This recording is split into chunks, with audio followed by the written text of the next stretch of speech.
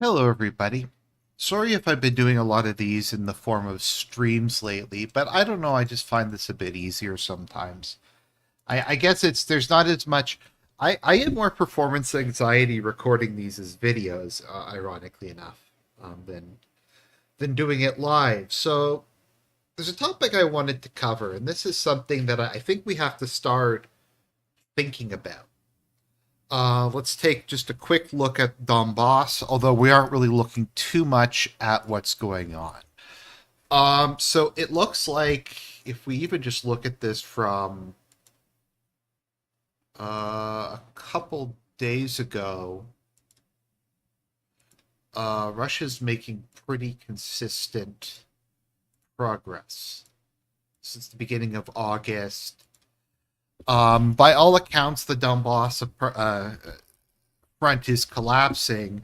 And I think Russia has to really ask itself, and this is the problem, this is ultimately what all great powers have to do, and this is the problem that they get drawn into is what is Russia's theory of victory? How do they define winning in Ukraine? What's the minimum they will accept? What if the other side doesn't accept their terms? I think is something that we have to really start to think about. And my concern is they don't really have one. They have a set of terms, and I will give them that, and that's more than I think what the U.S. had in Vietnam, and more than in a lot of different cases. But the U.S. has never. I think there's a real possibility that Zelensky will never negotiate. That there will never be a negotiation that, regardless of what happens, no matter how poorly the war goes, no matter how many people die, there will never be a negotiation on terms that Russia will accept or on terms that Ukraine and the collective West will accept. I just wonder if there's too many just divergent interests around, too many just things that are happening that at this point are just going to prevent it. Terms that Ukraine and the because Russia's made very clear what their terms are. The terms are, as of recently, the last time Putin offered them, the four oblasts plus Crimea, Ukraine, Ukraine committing to never join NATO, and what else was there? I think limitations on its armed forces, protection for Russian speakers, and the demilitarization of their various NatSoc groups within ultra-nationalist groups, I'll call them in Ukraine. And those are their war aims. The problem is none of those, I think, can be accepted or will be accepted. Because what Russia is saying in their war aims is they don't just want a frozen conflict. They don't just want like something like they have in Transnistria where it's kind of occupied and it's sort of part of their country, but sort of not. I think they want Ukraine to sign a treaty giving up their claims to that territory and giving up their claims to that territory and trying to get it internationally recognized as part of Russia. So then the Chinese can do business on that territory. I don't think they want it to be frozen. I think they've gone through enough treasure and manpower that they aren't going to settle for a half measure at this point in time. And I think a lot of us have felt that at some point during this, if Ukraine was losing bad enough, if the war was going poorly enough, there would be some sort of attempt, at least, at a negotiated truce. Keep in mind, we haven't even had negotiations, as far as I can determine, since Istanbul. So it's been more than 2 years at this point since serious negotiations have happened. And we've had a series of peace conferences that Russia's not invited to. We've had Putin put forward peace proposals. We have Zelensky put forward peace proposals. And even with the situation in Donbass, even with um, the Ukrainian air defense system collapsing, with them basically running a permanent deficit in terms of their military supplies, Russia getting stronger by the day, even with the impending horrors of a winter wherein hopefully it'll be mild, but we could have tens of thousands of people dying of hypothermia. There's going to be power outages. I don't know if people are going to have water. The Ukrainian economy has more or less ceased to exist. They're in default. The Russians are just going to keep pushing to maybe the Dnieper at this point in time. And so the question is, what if despite all of this they just don't give up? What if there's not even an attempt at a negotiation? Maybe the government in Kiev withdraws to Lublin in or leave. I think it's is it live leave. Withdraws to Western Ukraine and continues the war. Is Russia going to want to cross the Dnieper? Is Russia going to want to go into Western Ukraine, to go into areas that there will be absolutely no one who will be willing to assist them, where they'll have to deal with guerrilla activity, where it'll just become this expensive thing? Because I feel like in a lot of the regions, even if the people there didn't really want to be part of Russia, I think they can read the writing on the wall at this point in time. And if you live in Kherson, who's more likely to have the resources to rebuild your city at this point in time? Ukraine's is bankrupt. They can't rebuild it. They can't rebuild shit without a massive infusion of money from the West, and I just don't know if that's actually going to happen. And so that's the question we have to ask ourselves. How does this conflict end? Now, one of the issues is Zelensky is at the moment the default position. The default position, which is no negotiations, no concessions whatsoever, Ukraine will join NATO. And that's not even the radical position. He's not even like, I don't think Zelensky's even a Banderite. He's not one of the ultra nationalists. If Zelensky, for whatever reason, decided to start negotiating with Russia, he'd probably be overthrown in a coup. Azov or somebody else or the Ukrainian intelligence would overthrow him and continue the war. So what I'm saying is I just don't see at this point in time how there can even be negotiations. And so if not negotiations, then what? Does Russia just take everything east of the Dnieper? Maybe holds more referendums? I still think they probably want to take the Kharkov region, maybe Sumy, and I think Odessa is also possibly a war goal, and they'll have to take the Oblast in between. The problem with Odessa is it's on the other side of the Dnieper. I don't know if they want to split up the Oblasts, but it might make sense to just take the coast. And so then they could connect up with Transnistria if that's what they decide to do. But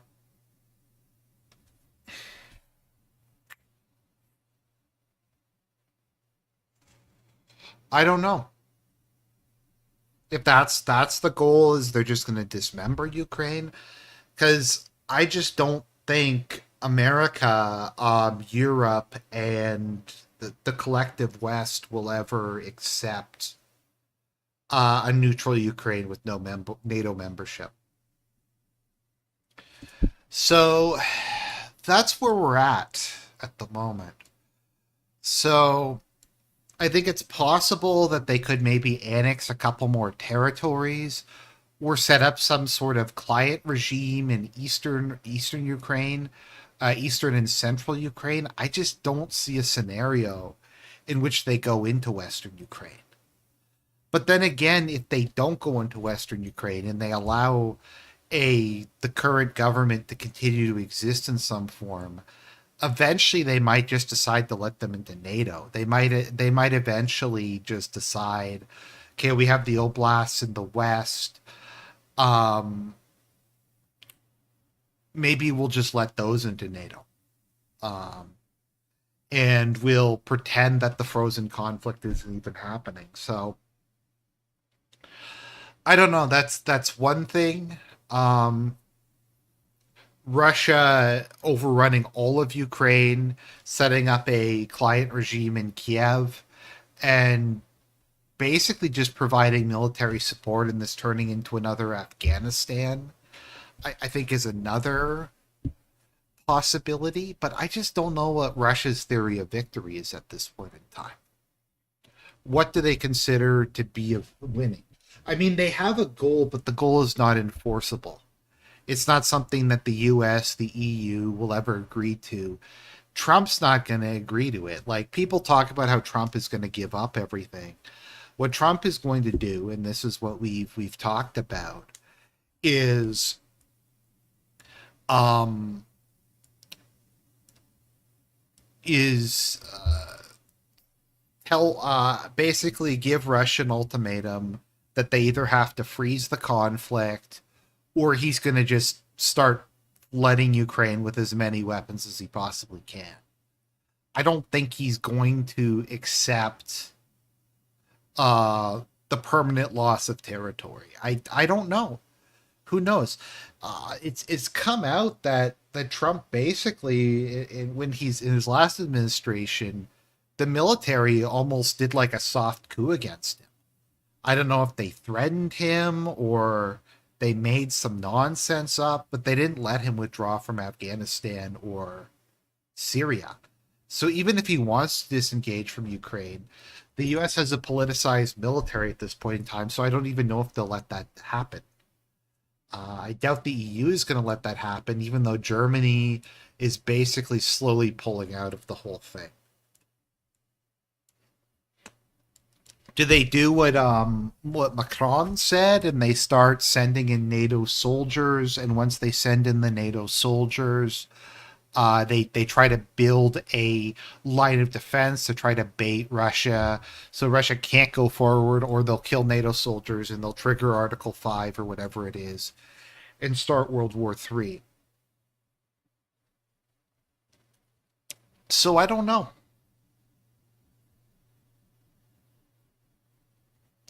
It's the question. I think Zelensky. I think, and I forgot to mention this in my last video on Kursk. I think there's a decent chance that part of the Kursk operation was to permanently scuttle any hope of there being a negotiated settlement. That it was just to escalate, to piss off Russia to the point where there just won't be one, where Russia will insist on total victory, whatever that even means. So I think there was starting to be some pressure on Zelensky to do some sort of negotiation, but now there's just going to be no negotiation. So, I will answer Froggy's question. Russia's winning hard, so why would there be negotiations? I mean, I don't understand really what kind of a question that is. Why was there negotiations in the Vietnam War? Why did the German government have to surrender in World War II if the Allies were winning hard? Why did the German government, like, wars generally end in a treaty and there's some sort of negotiation even if one side definitively wins? Like, France was not completely dismembered after the Napoleonic Wars, even after the end of Napoleon's 100 Days. People don't like ambiguous situations that go on forever. They want some sort of resolution. Now, what's really scares me is David Petraeus had a interview, and he said that for he I think he the direct quote is, "I don't have a problem with forever wars. That we shouldn't shy away from forever wars that have no win condition, that have no way of exiting, because we're the United States of America and we can do Ukraine, Israel, and China all at the same time." But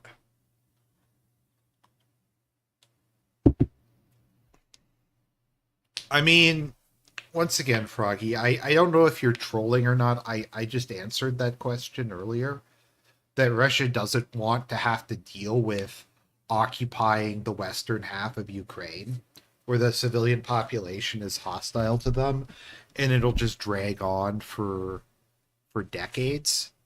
I don't think that they want that. I mean, the U.S. didn't occupy. Well, they did occupy Germany, but they didn't try to annex Germany after World War II. Although I guess some people would say that they did, and Germany is an American client state, but you get what I mean. At the sooner or later, like it's the war has to end. Um,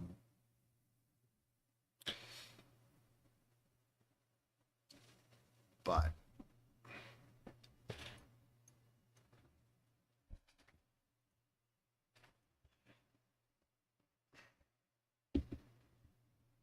I think that the problem is, and like I said, I will give Putin credit because at least they have some sort of theory of a like they have some war aims. One of the biggest problems that the U.S. has had is they never have definitive war aims. Like, what was the goal in Afghanistan, for instance? What was the win condition? What would victory look like? The Taliban gets defeated. We have liberal democracy. Afghanistan legalizes gay marriage. Um, like, was that the win condition? Is that what was needed to achieve what they initially set out to do? The problem with Afghanistan is there was never a win condition. There was never something that they were trying to accomplish. Ironically enough, I would argue that's part of the reason that the Germans failed in Russia in World War II, because I don't think the general staff understood that you needed a theory of victory. And if you ever watch Tick, and Tick's kind of a weird dude in a lot of ways, but he makes some very good points. Hitler, for his part, understood that they needed to have a plan to win in Russia. They couldn't just keep destroying.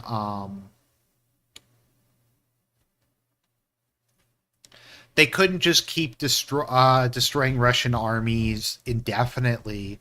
The goal was to take Ukraine with the food and to take the Caucasus with the oil, to get those critical resources, um, to get those resources and to um,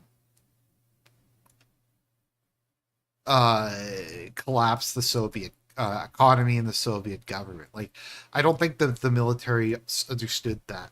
What was the theory of victory in Vietnam? Was it to end the? Was it to have the South conquer the North? Was it to prevent the Viet? Was it to destroy the Viet Cong? It's I don't really know. Um, Tick's okay. So Tick's historical takes are generally good. His political takes are schizo posts. So I would recommend not watching his political videos, but his historical videos I think are very are quite good. Um, to be honest, his thing about Hitler being a Gnostic was one of the most bizarre things I've ever seen, but that's not really it. I'm trying to think, what was the last time that America won a war? I guess maybe the Gulf War. There was a specific objective to kick Iraq out of Kuwait, which they achieved. They drove Saddam back to Iraq, declared victory, and went home. Um, I think World War One and World War Two has created this entire thing about there has to be an unconditional surrender. There can't be negotiated settlements for anything. The only victory is a total victory. Um, Either Iraq becomes a liberal democracy that is a liberal democracy that, like I said, has gay marriage, that has unlimited abortion up to birth, that's secular, that doesn't have Islam as the state religion, stuff like that. All these just kind of minor things, if that was the goal, or stability.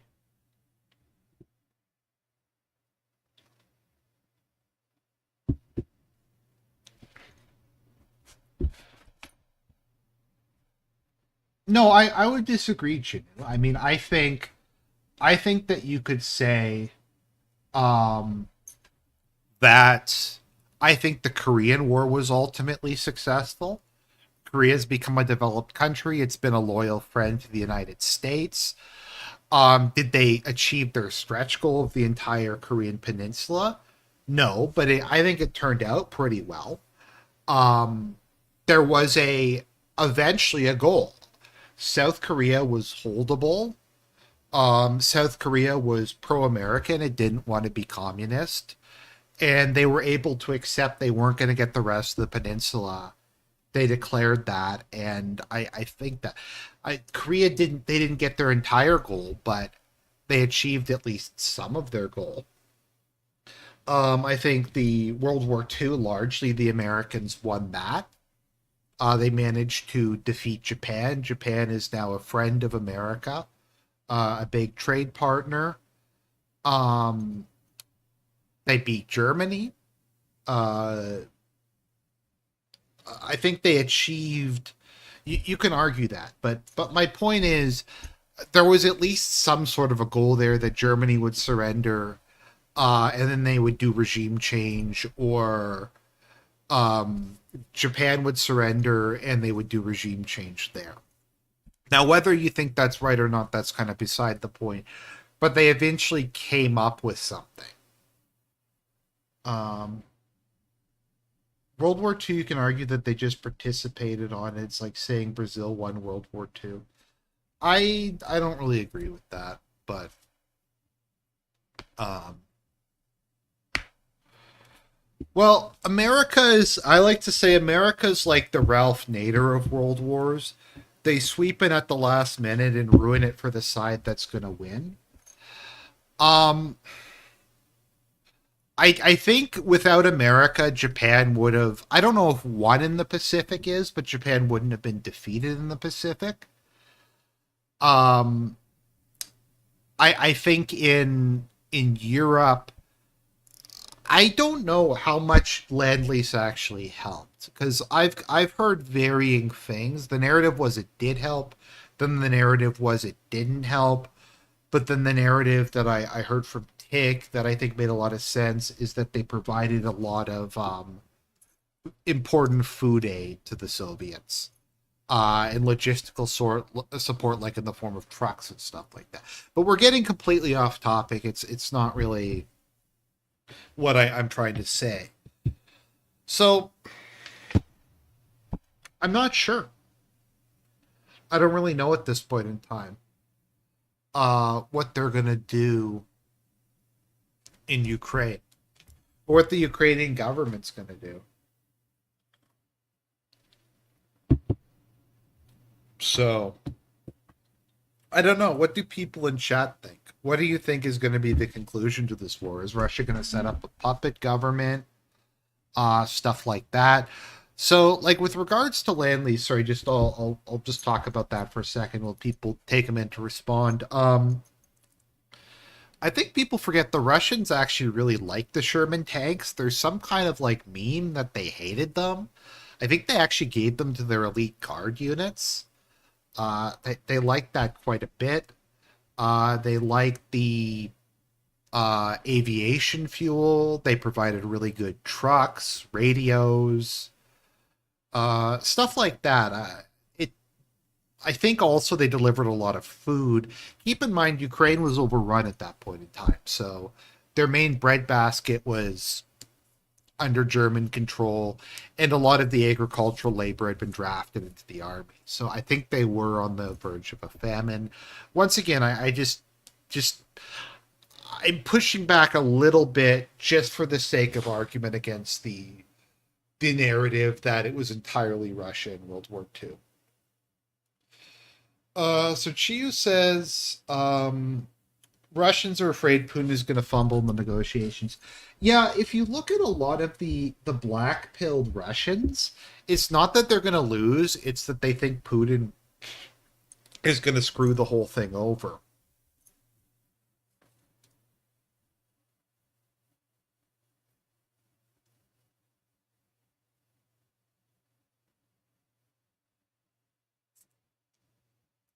Yeah, the Shermans also had things like gun stabilizers. They were very ergonomic. They had stuff like padded seats. I think they had to guard. I read they had to guard the Shermans because people kept stealing the padded seats out of them. So, let's see here. Constantine, who does a podcast on this, so he certainly is very knowledgeable. Russia will force the departure of the Kiev regime and try to establish a neutral rump state where the borders will be as up to frontline progress. Yeah, but I just don't know if they're going to, if the rump state will be able to hold it. I think to a large extent, I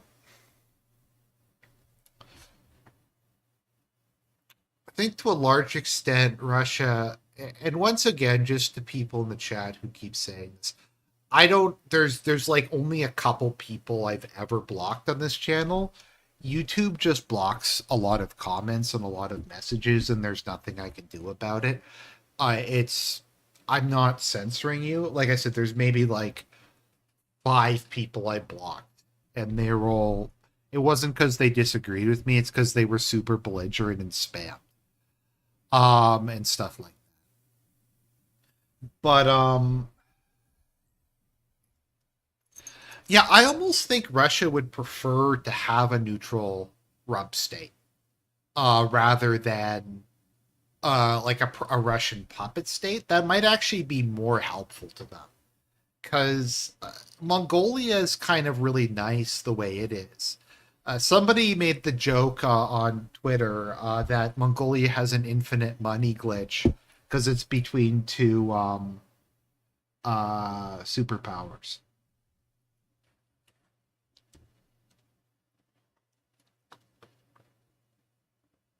By the way, little tip, if you switch from top chat to live chat, that'll show more of the censored comments.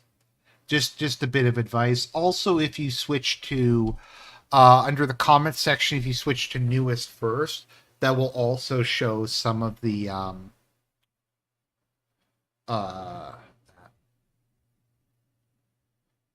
let's see here.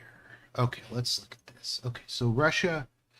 So yeah, that is one option that Russia will set up a rump state. However, I don't know how dependent they want a state to be on Russia proper. If they want to keep supporting it militarily indefinitely, I don't know if that's really in the cards for them to have just a full-on puppet state. I can easily see Ukraine becoming a rump state. Whether the rump is a vassal of the east or west, I don't see. I doubt a Ukrainian result. I don't know. Yeah, Ukrainian victory. I think Russia will annex already stated territories and then negotiate with the next Ukrainian regime.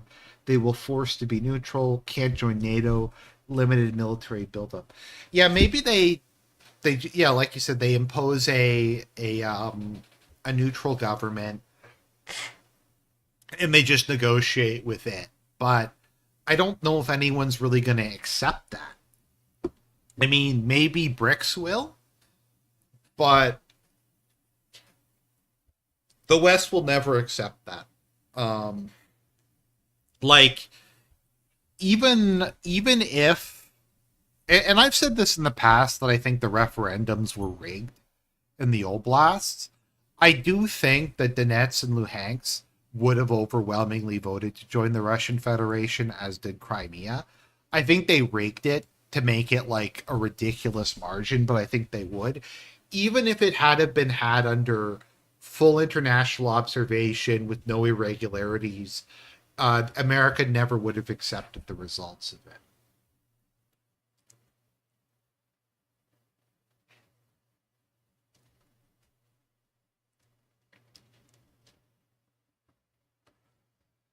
The other issue is, and I talked about this in one of my previous, I talked about this a lot, is I kind of don't think that like Putin even really cares about the presidential election in the U.S. I think he just thinks that these guys are just basically, to use a '90s term, a bunch of tools. Um, they're just like a bunch of tools. They're a bunch of doofuses. They're a bunch of bozos, and they're tired of having to deal with them. They're like, we'll just settle this on the battlefield, but I don't know if they can settle it on the battlefield. But yeah, like I said, Putin is the moderate. Like even Lavrov in the Russian diplomatic corps is now trying to pressure him to just go all in and just demand an unconditional surrender and just dismember Ukraine. So I'm not really sure. The main thing that is now there was a article in Foreign Affairs that I haven't fully read, but it was a CIA analyst, and he said we just have to wait till Putin dies. Um, and that's the big plan. I mean, Putin's not going to live forever.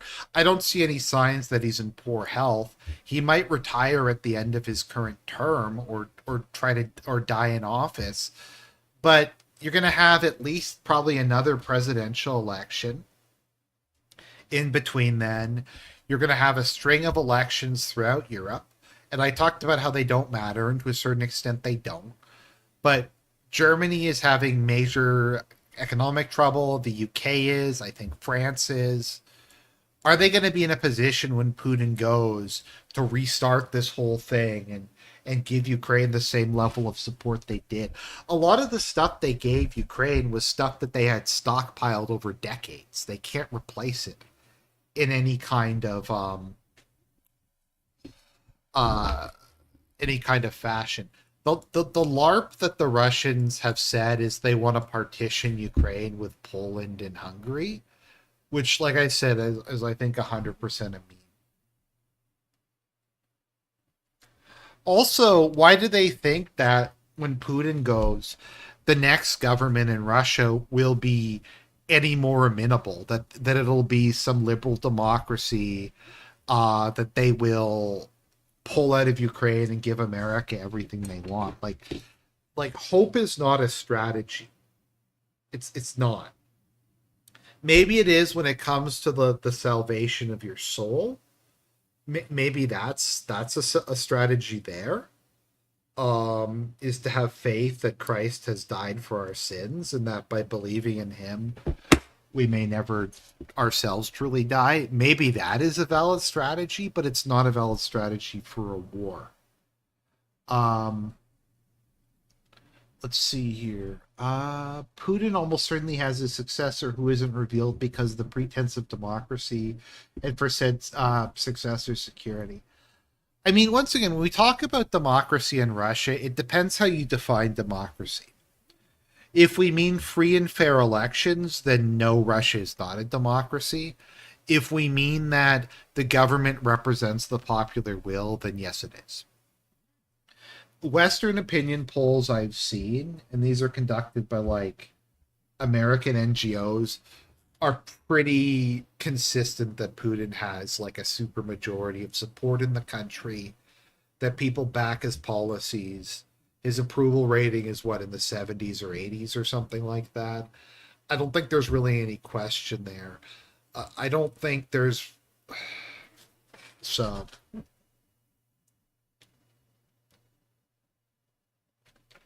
Some people have said that the new defense minister is going to be a successor. The problem is a lot of the likely successors are older than him. Like Lavrov would have been a possibility, but he's too old. Also, Lavrov wants to retire, and the only reason he's still around is because Putin asked him to stay on for the duration of the SMO. I'm pretty sure he wants to retire and go spend. I don't know. I know Shoigu does. Uh, Shoigu wanted to retire and spend his days fishing. Um, so,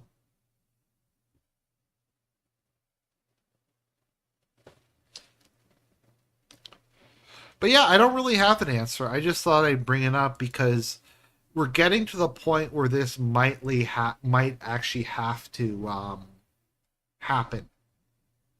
They'll have to consider this. Yeah, the Communist Party and the Liberal Democrats um, are opposed to some of the Kremlin. I think part of why the opposition parties exist in Russia, other than just to give the appearance of democracy, is there it's useful to a healthy political system to have other ideas. Like I think there are certain things like Putin's leadership is not questioned, but if they want to have debates about policy, about the economy, about social policy, about things like that, I think it is healthy and useful to have some other points of view there who will criticize the government or will propose alternate thoughts. That was how it, from my understanding, that's how it worked during the Napoleonic era. Is Napoleon would allow lots of discussion about policy, like the economy and stuff like that, but you couldn't question his rule. Yeah, the loyal opposition. Yeah, something to that effect. So,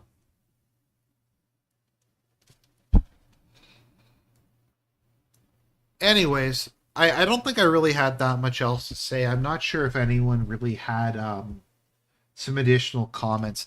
The other big thing that's been happening, I don't know if anyone saw that, is Turkey has applied to join BRICS, which I think most of us thought might be coming. Now they are not leaving NATO. They're not severing ties with the West. Erdogan has just said, "I want options, um, and I want good relations with BRICS, and I want good relations with America."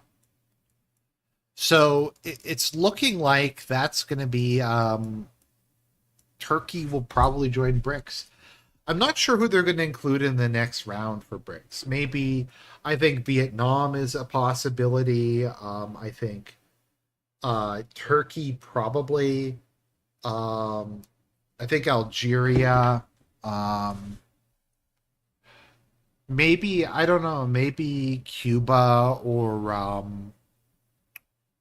Nicaragua or something like that. I don't know. I honestly don't think they should have let Ethiopia in. I think that was a mistake. I think letting in Egypt, UAE, who was the other person that they let in? Iran, Saudi Arabia is kind of in BRICS. It's very weird. Were all probably good choices. But I don't know. Ethiopia is kind of a weird one to bring on board. The thing about Erdogan is a snake, but he's good at being a snake. Erdogan's policy has always been I'm going to play both sides. I understand that my country is has the second strongest army in NATO. I'm the dominant, probably the strongest country in the Middle East. We control the Bosphorus. Um, we have a lot of leverage economically, politically, and militarily. So what I'm going to do is I'm going to be friendly to the Russians and I'm going to be friendly to the West. And whoever gives me a better deal, I'll side with them on any particular location.